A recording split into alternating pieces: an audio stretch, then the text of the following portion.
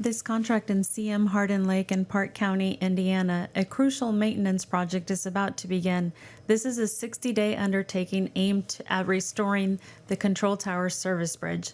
So this project is reserved exclusively for small businesses, and it involves the surface preparation, priming, and painting of over 1,600 square feet of bridge support steel. The project is located at CM Harden Lake in Parke County, Indiana, specifically involving the control tower service bridge. The lake is managed by the U.S. Army Corps of Engineers and is situated near Rockville, Indiana. The scope of work involves painting the control tower service bridge at CM Harden Lake in Parke County, Indiana.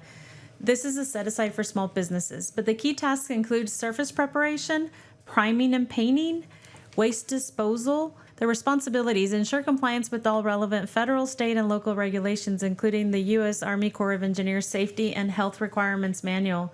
The contractor must follow rigorous inspection and quality control process.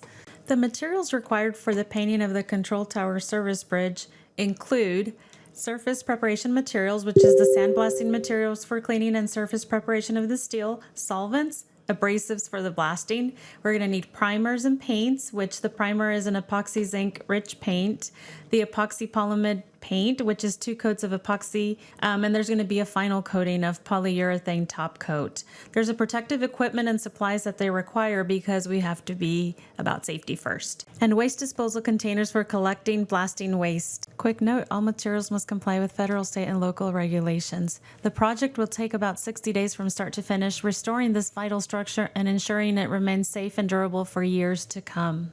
Okay, now for the estimate cost breakdown. The materials, including all the things we mentioned for the prep and the paint and the finishing, will be about $53,000. The scaffolding and safety equipment and miscellaneous supplies will be about $18,000.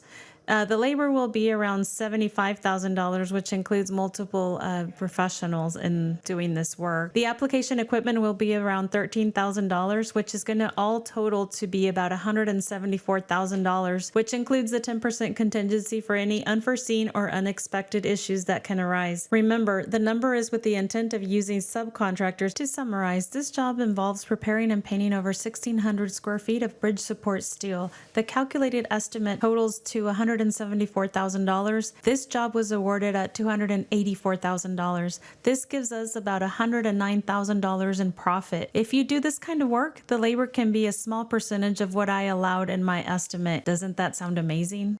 Yes, it sounds amazing, but how are these numbers possible? Well, let me tell you. Our federal government owns and maintains nearly 1 million buildings across about 500 agencies.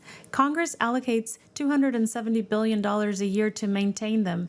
What's interesting about that number is that if you take a year and remove all the holidays and all the weekends, there are about 270 business days in a year, which means every business day our federal government is trying to award $1 billion worth of federal construction contracts. And guess what? There are only 25,000 registered federal contractors. 25,000 federal contractors cannot perform $1 billion worth of construction a day, meaning lots of contracts go with one or absolutely no bidders. Yep, so that's what this is about. This is why I'm making these videos, so you can see that the profit is actually there. You have to do some work to get there, but the profit margins are absolutely amazing. Here at Federal Construction, we have the information to guide you to find the right training and become a federal contractor.